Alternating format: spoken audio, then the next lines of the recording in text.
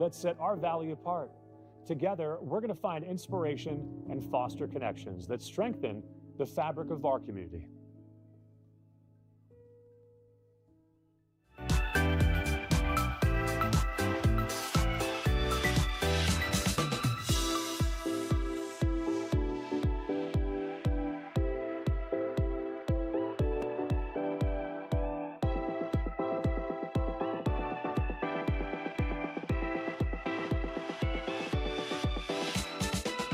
Babies are experts at paying attention to only what is genuinely fascinating, and we couldn't agree more.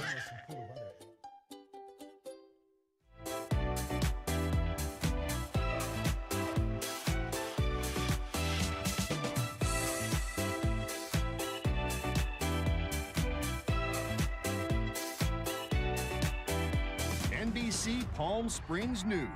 Even astronauts tune in for their news fix. When it comes to top stories, we're on a whole new orbit.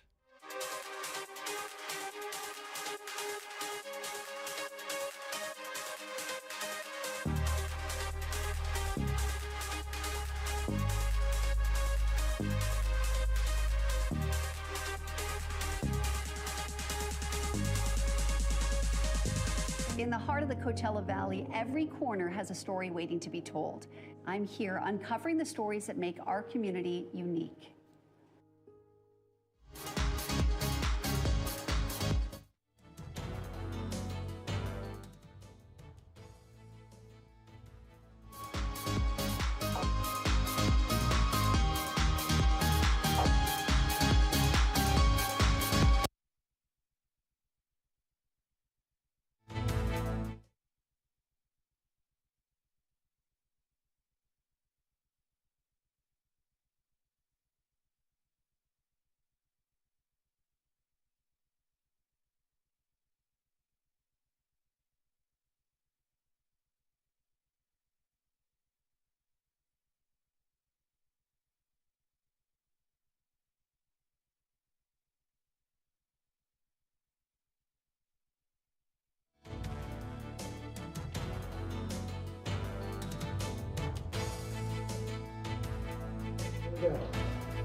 Now on NBC Palm Springs at 5, a local gathering aims to remember civil rights activist John Lewis. We have details coming up.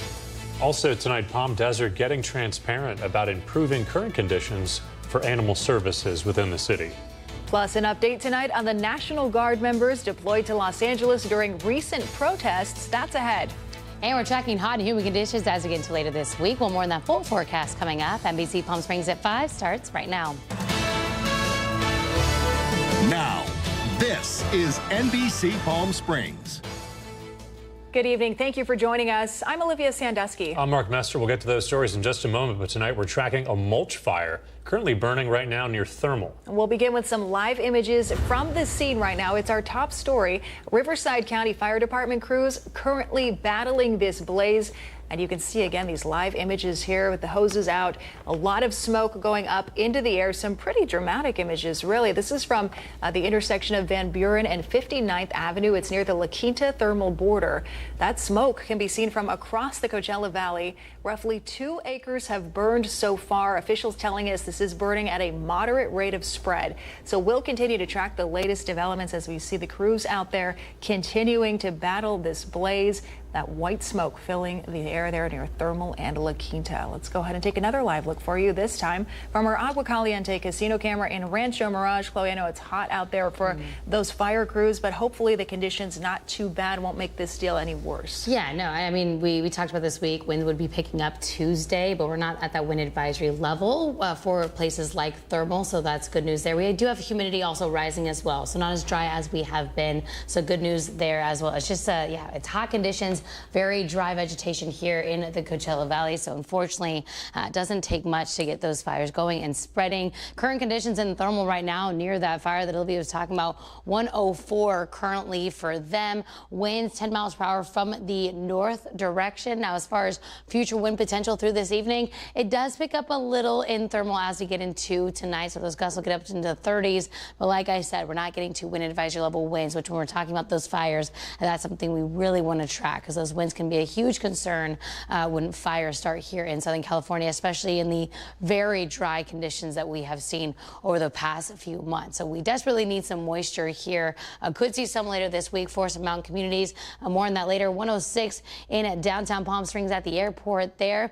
As far as current winds right now, that onshore flow, we have that ridge of high pressure that brought those really hot conditions last week. It's starting to break down, being taken over by a troughing pattern. So that's why we're getting a little bit of that humidity as we get into later this week. 23-mile-per-hour wind gusts for Palm Springs today. So for our Tuesday, again, gusty winds in the evening, as we mentioned yesterday. So that'll continue through tonight. Again, right around seasonal for today. We'll dip a little bit below that, but it might not feel like that because it's also going to be muggy and humid out there. Here's a look at your Comfort Air 3-day forecast. So 106.4 our Wednesday, again staying below average through the rest of the week. Chance of storms and thunderstorms as we get into later this week for our mountain communities. We'll break down more and can expect in that full forecast coming up.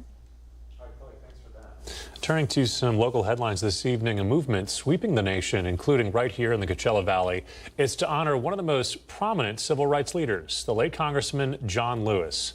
Our Brett Rosen joins us live in studio tonight. He has more from organizers. Brett?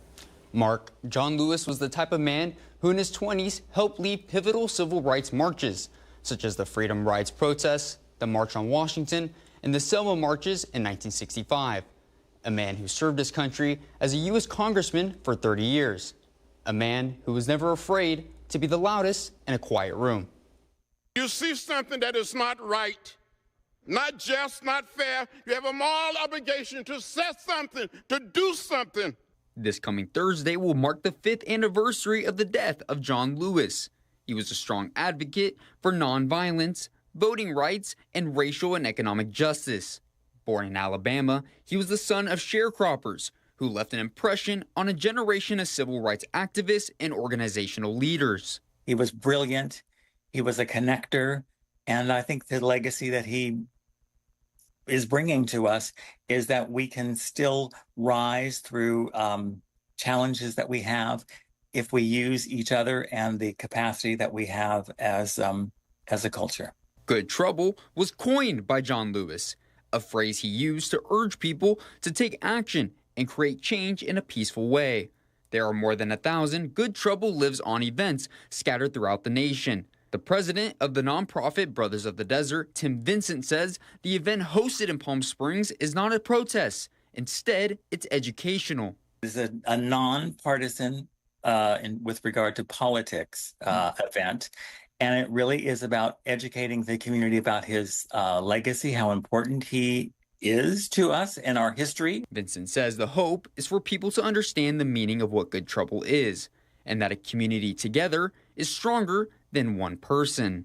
Together, when we are connected to our community, we are stronger and we are invincible in many ways to getting things done. We must learn to live together as brothers and sisters.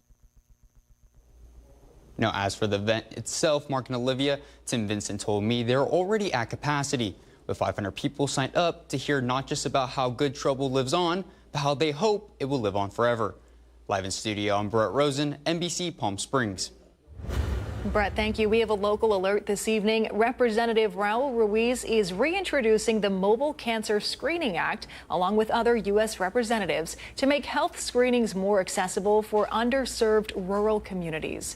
For those at high risk of lung cancer, federal guidelines require private insurance for screenings, but many eligible patients still struggle with its accessibility, especially transportation. The bill is supported by surgeons nationally, and Representative Ruiz says it follows the Braidwood Supreme Court decision upholding preventative care for private insurers, which includes screenings. Ruiz believes the bill will be a step forward for underrepresented areas in need. The Coachella Valley Unified School District has been awarded a $70,000 grant. It's from a local utility provider, Imperial Irrigation District, making that announcement yesterday, saying the funds will support energy efficiency efforts in education. The grant is part of IID's new Grants for Energy Modernization in Schools program, which is designed to help schools upgrade and reduce energy use. So far, the district is among several recipients with more than $1 million in total funding already awarded through this program.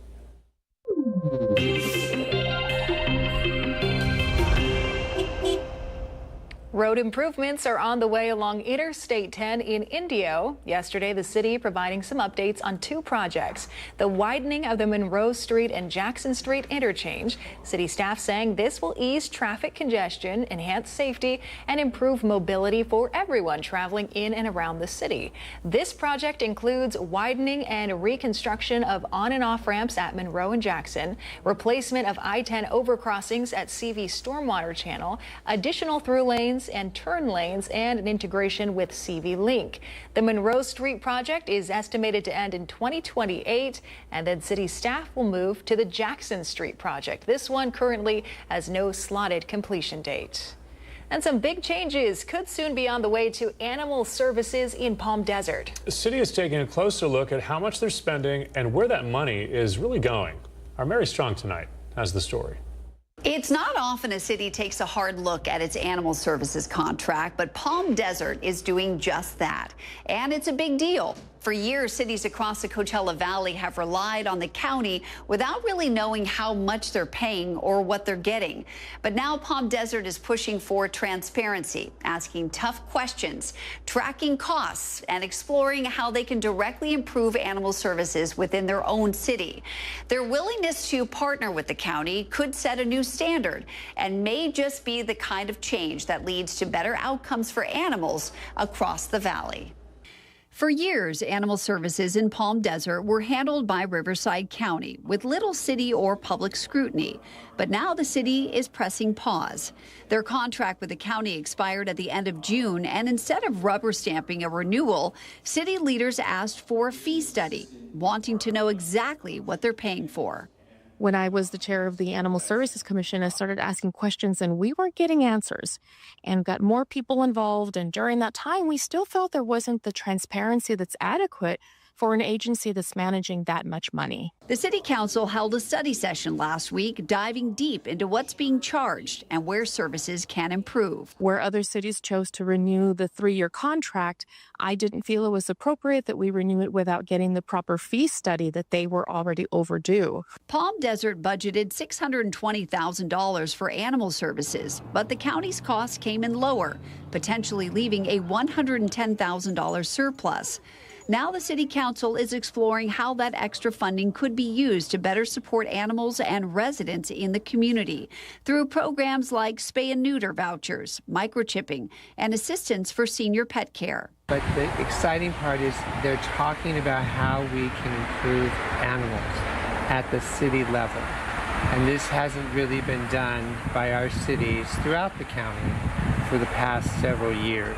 No decisions were made just yet. The city plans to revisit the contract this fall, but Palm Desert's deeper dive into its animal services could inspire other Coachella Valley cities to do the same, taking a closer look at how they can better serve pets and the people who care for them. Other cities may also request a study session to evaluate the contract that they are engaging in, because I think that the county, once they looked at the numbers, they realized that they have to change the way things are, including the way that things are being billed, to be sure that they're truly meeting everyone's needs.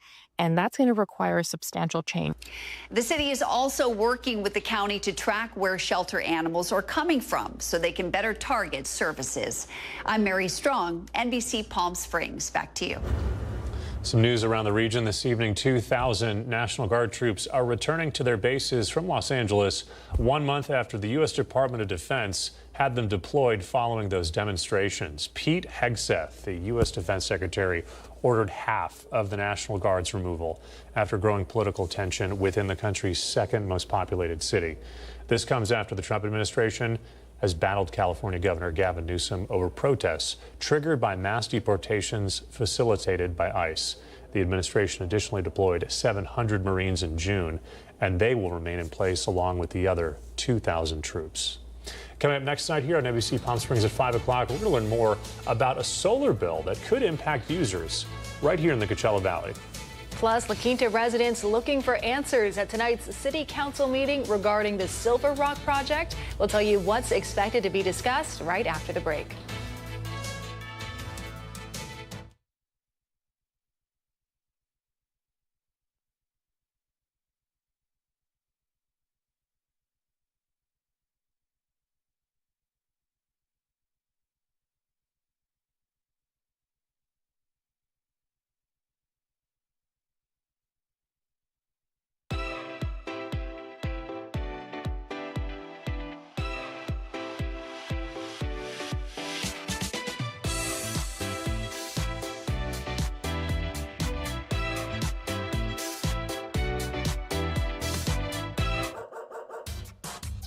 They say dogs are a man's best friend, but at NBC Palm Springs, we're a dog's best choice for news.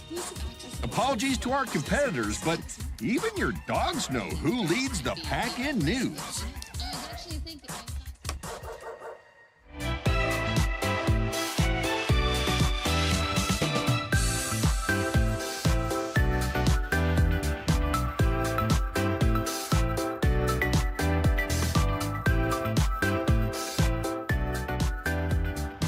Night after night, discover the unique stories that set our valley apart.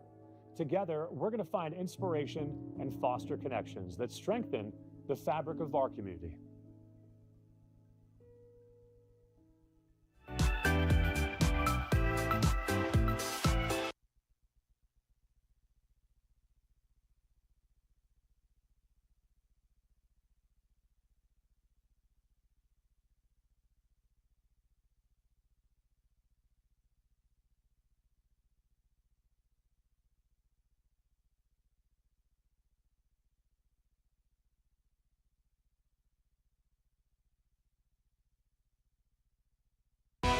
Committed to covering our community. You're watching NBC Palm Springs at 5.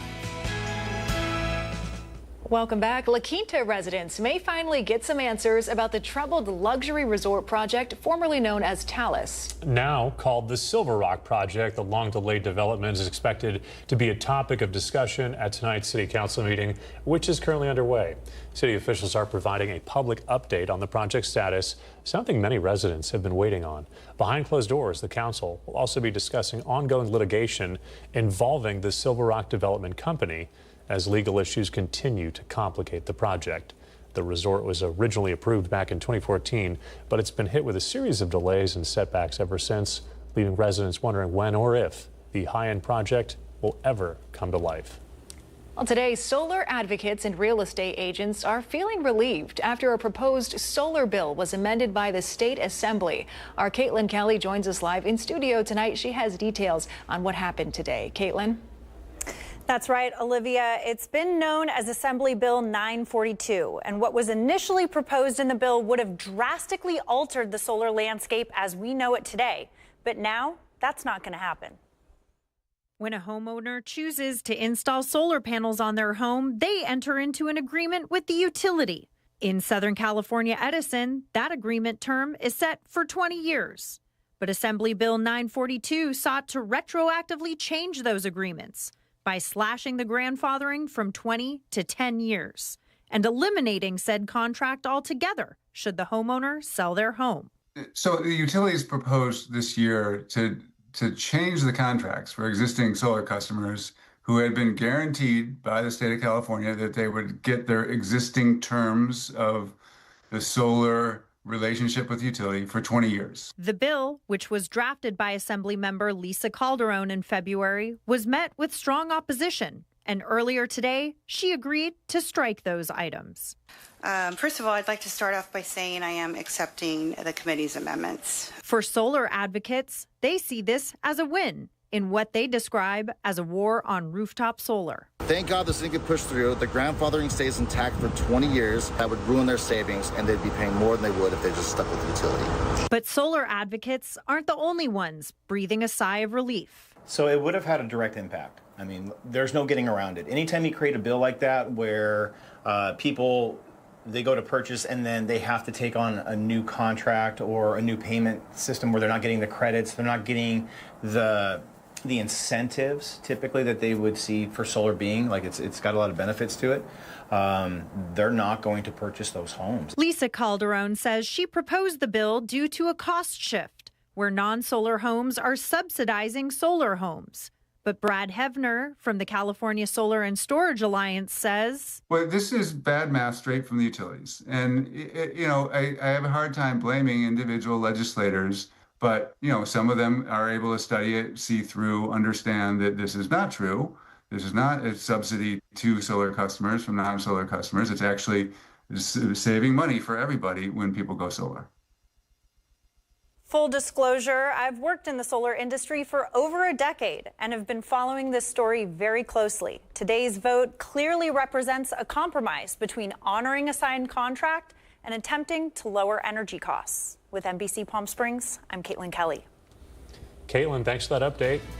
We are giving you a live look tonight from our Indian Wells Golf Resort camera. We got Chloe Carlson tracking the forecast. We'll also get an update on that mulch fire that's burning near La Quinta Thermal. That's right after this break. Don't go anywhere.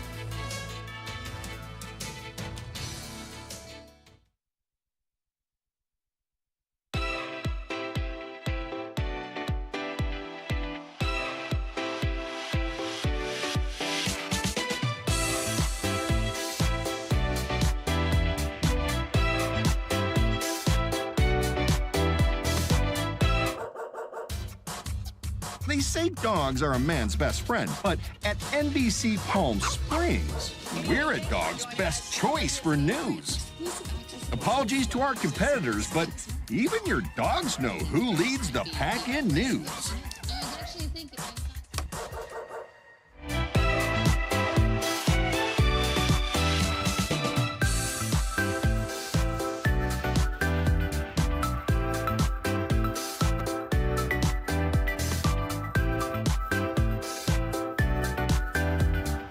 Night after night, discover the unique stories that set our valley apart. Together, we're going to find inspiration and foster connections that strengthen the fabric of our community.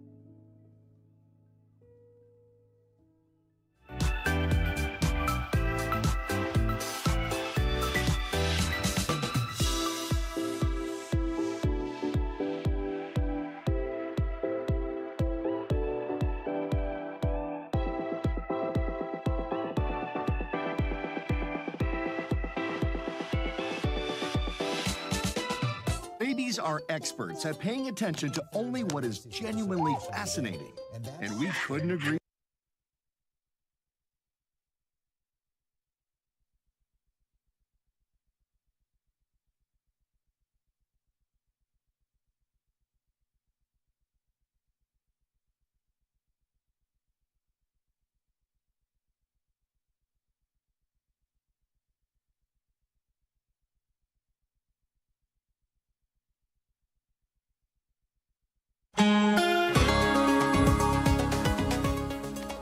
All right, we wanted to provide an update for you this evening to our top story tonight. Riverside County Fire Department crews currently battling this mulch fire. It's burning near Van Buren and 59th Avenue. It's right near the La Quinta Thermal line.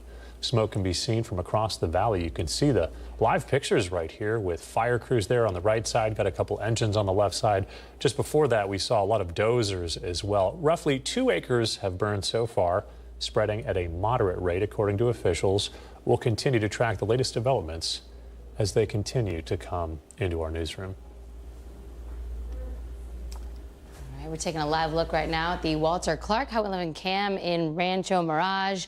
Mostly clear skies across the valley today. Again, as Mark mentioned, we'll continue to keep you updated as far as the winds and thermal looking to pick up a little bit this evening. So we'll keep an eye on that fire. As far as today's high, 107 in downtown Palm Springs. Again, right around seasonal for this time of year. 108 is what we normally expect as we get into mid-July. 118, we'll just talk about it for fun. The record-breaking number from 2006. We're nowhere near that today. We were last week, though. At this hour, 102 on the southeast and in Indio, 105 for Thousand Palms, 92 up in the high desert Yucca Valley. Overnight tonight, we'll be in the 70s here for the desert floor as well as the high desert. Future winds, like I mentioned this evening, going to be gusty for good portions of those wind-prone areas. Desert hot springs on the other side of the 10, as well as the wind corridor, the San Antonio Pass through this evening. Desert hot springs, it will continue to stay gusty through our Wednesday. Lighten up a little bit for the San Antonio passes. So sustained winds 20 miles per hour. Those gusts will be in the 30s and for some isolated areas in the 40s. But as I mentioned before, we are not reaching the threshold for wind advisory level winds, which is good when we're talking about those fires, again, near thermal. As far as relative humidity, another positive when we were talking about those fires, again, that dry vegetation, humidity will be rising. So normally, typically around 5% for us here on the desert floor. That's going to pick up Thursday and Friday. As far as Wednesday, this low pressure system that is going to be drawing up some of that moisture, that monsoonal moisture, that's going to be inching closer to Southern California. So for Wednesday, again, just slightly below seasonal for this time of year, similar to what we saw today. So if you're heading out to the pool, look, here's your pool forecast. forecast for your Wednesday. 9 o'clock, it'll be 87 degrees, 11 a.m., 92. We'll stay below triple digits through 1 p.m. That's the Grand Hyatt pool you'll see behind us. That is actually where my daughters were today. They had a great time. They have slides. They have a lazy river, and you can also get a little discount as well as you go through the weeknight. So definitely take your kiddos there. Let me tell you, they will also take a long nap after. So great news all around. As we get into Thursday, again, we'll see the few of those storms possible for our mountain communities with that moisture, mid-level moisture, moving into Southern California Thursday and Friday. Here's a look at your company 7-day forecast. Again, below seasonal through the rest of the work week. Back to seasonal conditions 108 on Saturday.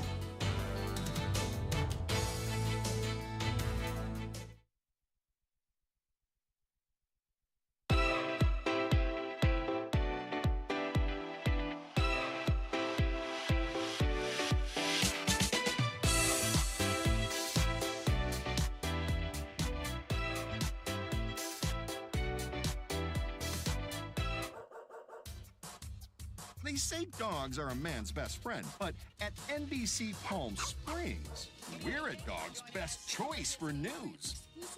Apologies to our competitors, but even your dogs know who leads the pack in news.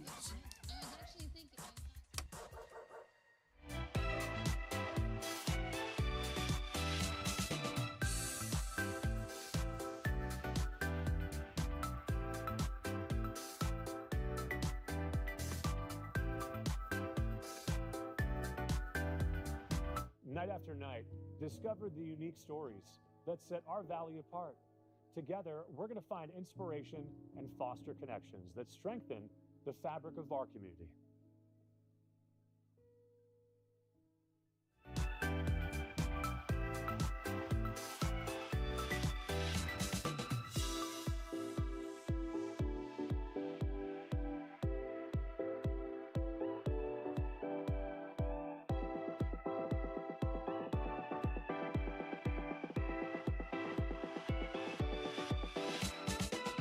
Babies are experts at paying attention to only what is genuinely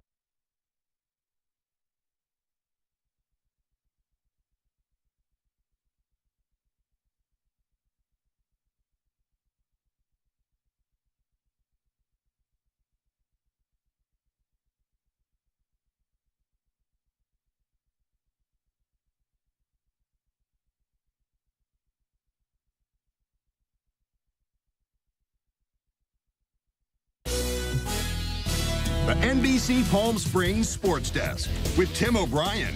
Brought to you by Agua Caliente Casinos. Oh, welcome back. A solid core and foundation have been the backbone of the Coachella Valley Firebirds over the first 3 seasons. Defenseman Gustav Olofsson will be back for his 4th season in the Valley. The 6'3" Swede signing a 2-year AHL deal to help anchor what is expected to be a fairly young roster. Olofsson and Cale Fleury will be a good start on defense, to say the least. The Firebirds open the season Friday, October 10th at Acrisure Arena. And again this season, all home games will be broadcasted on My Firebirds TV on KPSC. Now, last night we highlighted the Palm Springs Power alumni that were drafted. Well, it all starts somewhere, so let's give the college guys their flowers. 20 players off the roster of the College of the Desert this season will move on to Division II and III schools next fall. It now marks 70 transfers over the last 5 seasons. There's the list on your screen. The Roadrunners also had a former player, Kenny Schechter, sign a professional contract in the Frontier League, the first player to do so from COD. The Roadrunners finished the season 23-18 with a 16-8 conference record. And baseball's brightest stars on the biggest stage tonight in Atlanta for the Midsummer Classic. Shohei Ohtani, Freddie Freeman, Will Smith, and then the Legends pick Clayton Kershaw along with Yoshinobu Yamamoto, all representing the Dodgers. Fernando Tatis Jr., Manny Machado, Jason Adam, Robert Suarez, and Adrian Mahone will all represent the Padres, and Yusei Kikuchi representing the Angels. And we can't forget about Dave Roberts, the Dodgers manager, and AL manager Aaron Boone representing the AL and NL because of last year's World Series. We'll have more on that coming up tonight. First pitch happening any moment. Well, that'll do it in sports. I'm Tim O'Brien.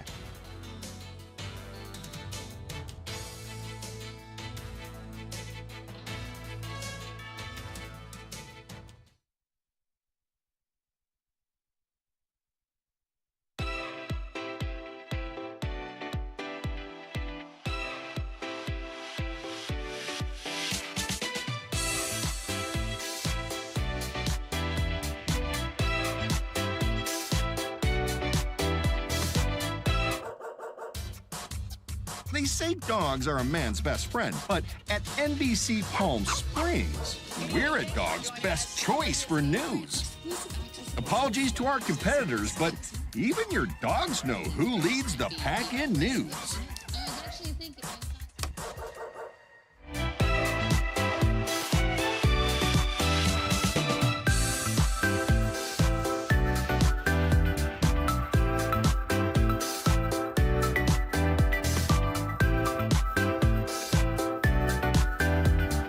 Night after night, discover the unique stories that set our valley apart. Together, we're going to find inspiration and foster connections that strengthen the fabric of our community.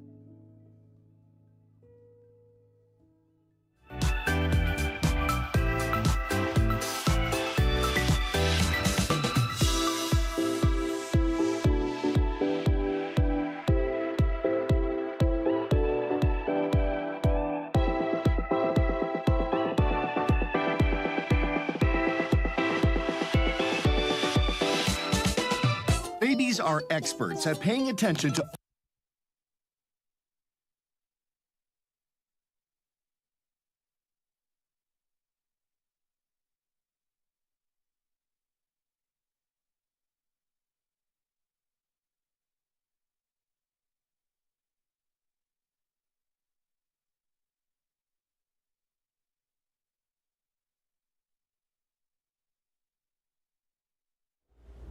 Seven is the lucky number for San Bernardino resident Nazay Drake. She recently gave birth to her fourth child, and get this, all four children born July 7th. 7-7. The odds of that in the millions. Makes the birthday parties easy. Yeah, easy to remember. Nightly News is next. We're back here tonight at 6 o'clock. We hope to see you then.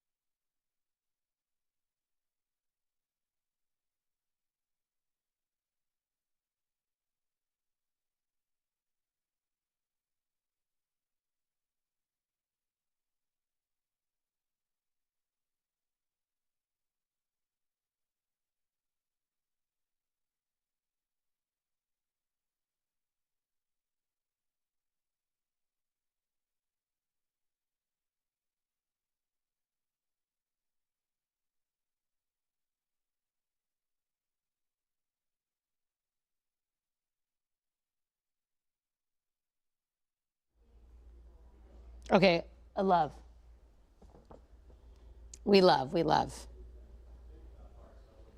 Okay, sorry. Are we ready?